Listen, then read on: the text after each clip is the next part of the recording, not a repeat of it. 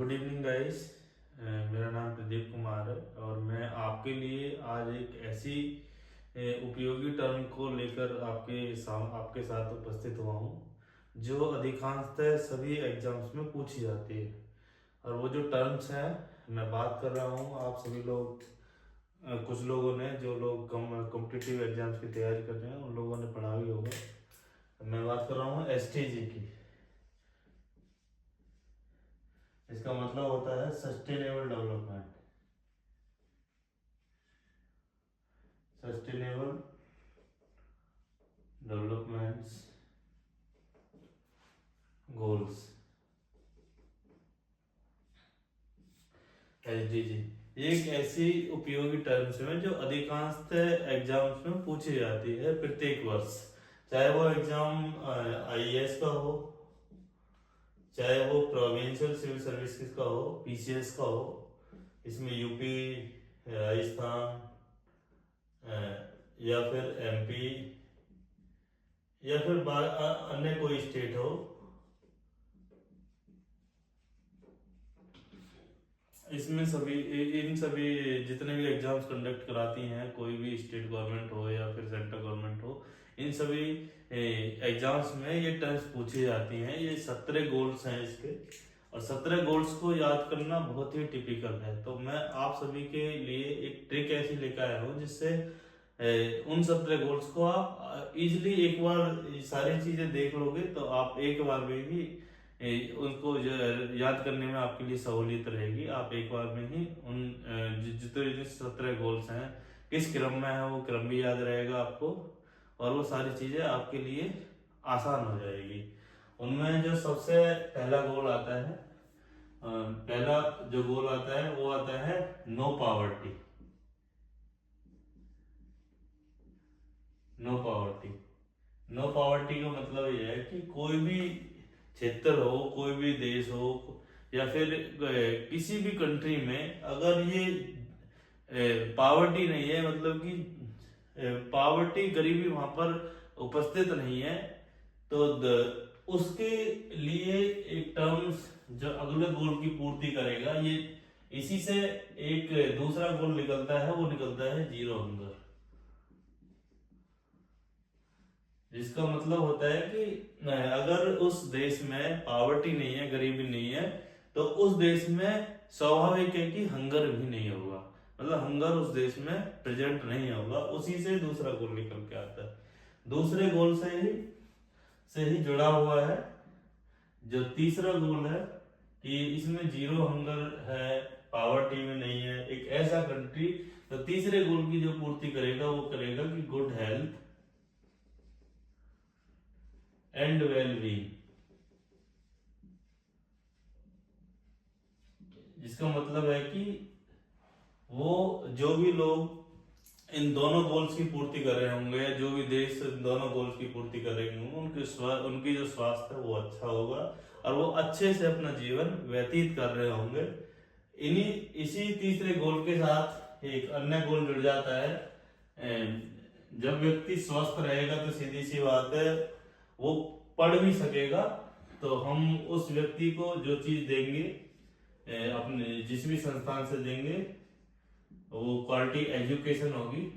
क्योंकि हम एजुकेशन की बात करेंगे, एजुकेशन इसलिए कर रहे हैं कि वो व्यक्ति गरीब भी नहीं है, उस देश में गरीबी भी नहीं है, वो भूखा भी नहीं है, उसका जो स्वास्थ्य है वो भी अच्छा है। हम क्वालिटी एजुकेशन उस बच्चे को, उस देश के किसी भी नागरिक को या निवासी को हम दे पाएंगे। इसी गोल के साथ में पांचवा गोल निकलता है कि क्वालिटी एजुकेशन है, तो सीधी सी बात है वहां पर जेंडर जेंडर इक्वलिटी की बात करेंगे हम कि उस देश में कोई व्यक्ति पुरुष है या महिला है उसकी हम परवाह नहीं करेंगे, ना ही उस पुरुष या स्त्री के आधार पर या किसी भी लिंग के आधार पर भेदभाव नहीं करेंगे। भेदभाव की पूर्णतः मनाही होगी उस कंट्री के अंतर्गत या उस क्षेत्र के अंतर्गत। क्लीन वाटर एंड सैनिटेशन, और उस बच्चे को जो चाहिए होगी clean water and sanitation.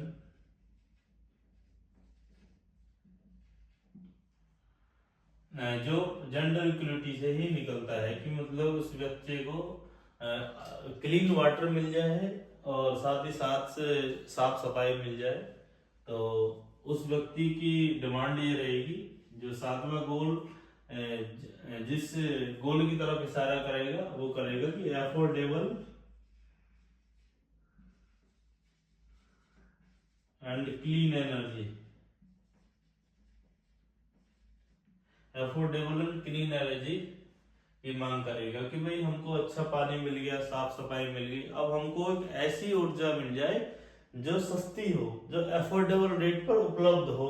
Clean energy, clean energy का मतलब है कि एक ऐसी ऊर्जा जिससे हमने जिस ऊर्जा का जो प्रोडक्शन कराया है वो किसी ऐसे सोर्स से नहीं करा जिससे कार्बन का उत्सर्जन हुआ हो या पर्यावरण को क्षति हुई हो या पॉल्यूशन किसी तरीके से हुआ हो। अब वो एनर्जी कौन सी होगी? वो एनर्जी होगी जो विंड के द्वारा बनाई गई होगी, पवन ऊर्जा, वो सौर ऊर्जा होगी जो सूर्य की रोशनी से विभिन्न उपकरणों को इस्तेमाल करते हुए जनरेट की गई होगी। वो एफोर्डेबल एनर्जी, क्योंकि वो सस्ती भी होगी और उससे किसी तरीके का कोई कार्बन का उत्सर्जन भी नहीं होगा। सातवां गोल की ये पूर्ति कर देता है, एफोर्डेबल एंड क्लीन एनर्जी। अब उसके बाद हम आठवें गोल की तरफ जब आते हैं कि हमको ये सब चीज मिल गई, अब हमको चाहिए decent work, decent work and economic growth.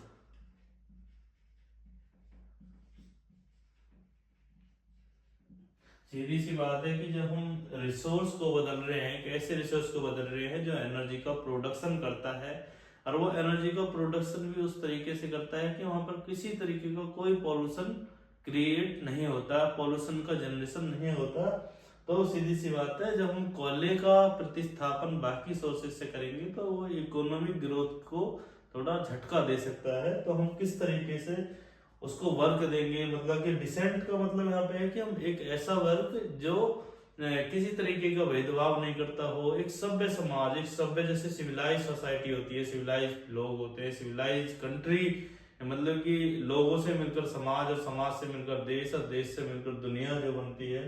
तो उसी वर्क की बात हो रही है कि ऐसा वैसा वर्क जिसमें किसी का एक्सप्लॉयटेशन नहीं हो रहा हो, इकोनॉमिक ग्रोथ जो है तेजी से ग्रो करे।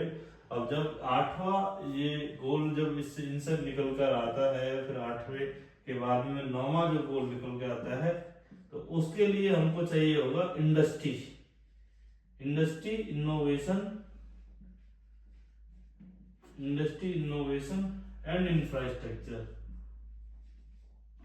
इंफ्रास्ट्रक्चर। इसका मतलब है कि industry innovation and infrastructure. Innovation, नए नए तरीके के रोजगार आएंगे, इंडस्ट्री आएगी अस्तित्व में, इंफ्रास्ट्रक्चर आएगा, ऐसा इंफ्रास्ट्रक्चर जो विभिन्न आपदा रोधी होगा, आपदाओं के आने पर भी उसे टस से मस नहीं होगा, वो एक स्ट्रॉन्ग इंफ्रास्ट्रक्चर होगा। इसके साथ ही जब इंडस्ट्री इनोवेशन इंफ्रास्ट्रक्चर आएगा तो सीधी सी बात है, इस इन्हीं इंडस्ट्री में लोगों को रोजगार मिलेंगे। तो हम बात करेंगे फिर रिड्यूस इनइक्वलिटीज की, रिड्यूस इनइक्वलिटीज, रिड्यूस इनइक्वलिटीज। इसकी क्यों बात करेंगे कि जब व्यक्ति काम कर रहे होंगे, इंडस्ट्री बनेंगे, इंफ्रास्ट्रक्चर बनेंगे, तो कुछ लोग इस प्रतिस्पर्धा की रेस में पिछड़ जाएंगे। तो हम बैलेंस करने की स्थिति में होने चाहिए ताकि जो लोग नई उस मैन स्ट्रीम्स में जुड़ पाए, वो हम उसकी जो इक्वलिटीज आ गई है, समानताएं समाज में विद्यमान है, उस समाज में विद्यमान हम असमानताओं को कम करने की स्थिति में आ जाए किसी भी तरीके से। वो अगर ऐसा कोई देश कर पाता है तो हम कहेंगे कि वो सस्टेनेबल है, कि वो देश सस्टेन कर पाएगा, लंबे समय में अपनी पॉपुलेशन को आगे ले चल सकता है, वरना वो कोलैप्स कर जाएगी, उसकी पूरी बिल्डिंग कोलैप्स कर जाएगी। कि हम रिड्यूस इनइक्वालिटी, फिर हम करेंगे कि सस्टेन, फिर हम जो 11वां जो गोल होगा वो होगा sustainable, sustainable cities and communities, sustainable cities and communities. मतलब कि एक ऐसी ऐसे हम नगर बना पाएंगे, हम ऐसी सिटियों का निर्माण करेंगे और ऐसे समुदायों का विकास करेंगे जो सस्टेन करेंगे, लोग भी रहेंगे, लोगों से मिलकर समाज भी लंबे समय तक अस्तित्व में रहेगा, वो सिटीज भी कोलैप्स नहीं करेंगे। ऐसा नहीं होगा कि हमने अगर हम इस इनइक्वलिटीज को, हम असमानताओं को कम नहीं करेंगे तो दिक्कत यह आएगी, वहाँ पावर्टी होगी, लूटपाट बढ़ेगी, रूल ऑफ लॉ नहीं होगा और लोग बीच में मारपीट, लूटपाट, कानून का शासन वहाँ दिखेगा नहीं, अफरा तफरी मचेगी और मतलब कि हिंसा होगी, हत्याएं होंगी, दुनिया भर के अपराध जो वहाँ पर पनपेंगे, जन्म लेंगे। तो ये सब चीज, ये चीज जरूरी है क्योंकि हम एक रेस में आगे बढ़ रहे हैं और हर एक पैमाने पर अपने देश को, अपने देश के नागरिकों को ले चलना चाहते हैं और एक सस्टेनेबल विकास चाहते हैं। तो उन सभी पॉइंटों को हम ध्यान में रखेंगे। ये पॉइंट्स जो है बहुत महत्वपूर्ण है किसी भी कंट्री के लिए। सस्टेनेबल सिटीज एंड कम्युनिटीज के बाद में जब आएगा हम बात करेंगे रेस्पॉन्सिबल कंजप्शन एंड प्रोडक्शन।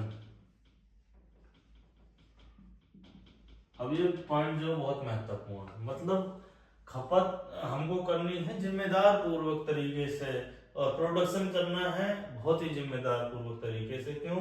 क्योंकि कंजप्शन, मान लो कि हम प्रोडक्शन कर रहे हैं, कंजप्शन कर रहे हैं मतलब खाना खा रहे हैं, मतलब कि 4 रोटी की भूख है, 8 रोटी बना रहे हैं जिसमें 4 वेस्ट कर रहे हैं। नहीं, 4, अगर भूख 4 की है तो 4 ही बनाएंगे ताकि जो बाकी जो कोई भूखा इंसान है उन 4 रोटी जो बनी हुई है उसका पेट भर सके।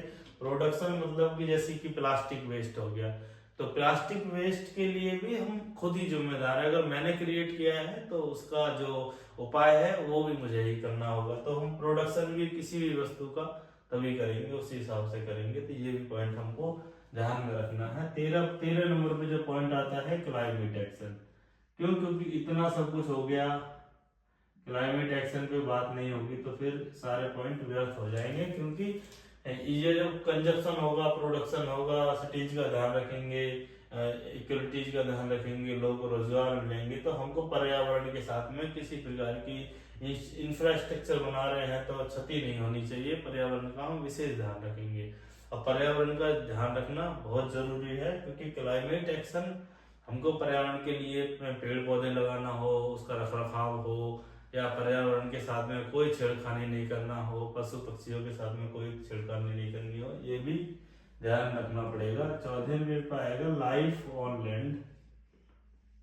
Land, life below water, below water मतलब कि जो जीव हैं जो पानी के अंदर, समुद्रों के अंदर, नदियों के अंदर हो, मछली हैं और विभिन्न प्रकार के जीव हैं, उनके साथ किसी प्रकार की छेड़खानी नहीं करेंगे, उसकी हत्या नहीं करेंगे, उनको रोकने का प्रयास करेंगे। क्योंकि हर एक पशु पक्षी का जीवन बहुत ही अहम होता है और वो सब हैं इसलिए हम हैं, तो इन सब का भी हमको ध्यान करना पड़ेगा। लाइफ बिलो वाटर और लाइफ ऑन लैंड। इसके बाद में 16वें पे है पीस जस्टिस एंड स्ट्रॉन्ग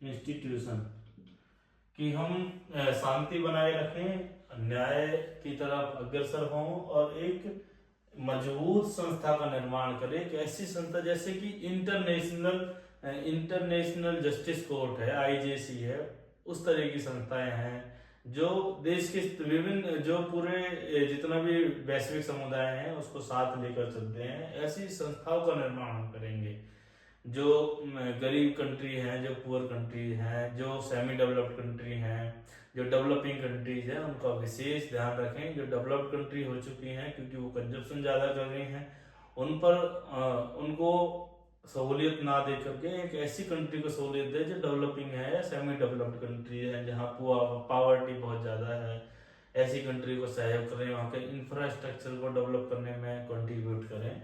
तो peace, justice and strong institution, उसके साथ ही इन सभी गोलों के साथ में हम जब आगे बढ़ेंगे तो जो भी गोल सामने आएगा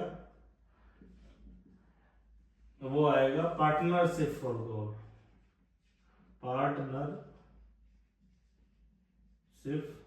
फॉर गोल, क्योंकि इन सभी गोल्स को पूर्ति करने के लिए हमको विभिन्न देश के स्तर पर पार्टनरशिप करनी होगी। वो बायलेटरल हो सकती है, मल्टीलेटरल हो सकती है। तो विभिन्न देश विभिन्न स्तर के, कोई एक देश दूसरी कंट्री के साथ में, दो देश मिलकर तीसरी कंट्री के साथ में, तीन देश मिलकर चौथी कंट्री के साथ में, तो हम पार्टनरशिप करेंगे जहां पर इन्हीं सभी पॉइंटों को ध्यान में रखकर बातचीत हो रही होगी। ये पॉइंट इतने अहम है कि अगर इन पॉइंट का कोई भी कंट्री ख्याल नहीं रखता है तो वो प्रतिस्पर्धा की रेस से बाहर हो जाएगा, पिछड़ जाएगा, सेमी डेवलप्ड कंट्री की स्थिति में आ जाएगा। ये पॉइंट इतना जरूरी है जो किसी भी समाज या समुदाय को साथ ले चलने के लिए जरूरी है। तो मैं आशा करता हूँ जितने भी पॉइंट्स मैंने बताए हैं आप सभी को समझ में आए होंगे। और एक बार ध्यान से पढ़ने के बाद मुझे नहीं लगता ये जो पॉइंट्स हैं कि आपको कभी आप इन पॉइंट्स को भूल पाएंगे, क्योंकि आप रिलेट करके इन सबको पढ़ पाने की स्थिति में होंगे। और ये एसडीजी जो लक्ष्य हैं ये एमडीजी से आए थे, जो मिलेनियम डेवलपमेंट्स गोल थे। और उसके बाद में ये जो मेरे ख्याल से ये आप सभी जानते होंगे 2030 तक वैलिड है। 2030 के बाद जो गोल्स दिए जाएंगे वो आपको अभी 5 साल हैं, तो 5 साल में आप जितने भी एग्जाम्स होंगे इन सब में ये हमेशा इम्पोर्टेंट बने रहेंगे। एग्जाम्स में पूछे गए हैं, जिन बच्चों ने अटेम्प्ट लिए होंगे उन सबको पता होगी, आईएएस हो, पीसीएस हो या फिर कोई भी एग्जाम हो, ये पॉइंट्स ये भी पूछा जाता है कि 5वें नंबर पे कौन है, 13वें नंबर पे कौन है, 16वें नंबर पे कौन है। नंबर से भी पूछे जाते हैं और वैसे भी पूछे जाते हैं। रिटर्न एग्जाम जितने भी होते हैं उन सब में भी ये एक अहम बने रहते हैं। तो जैसा कि आप जानते हैं एस्पायरेंट स्टडी आईएएस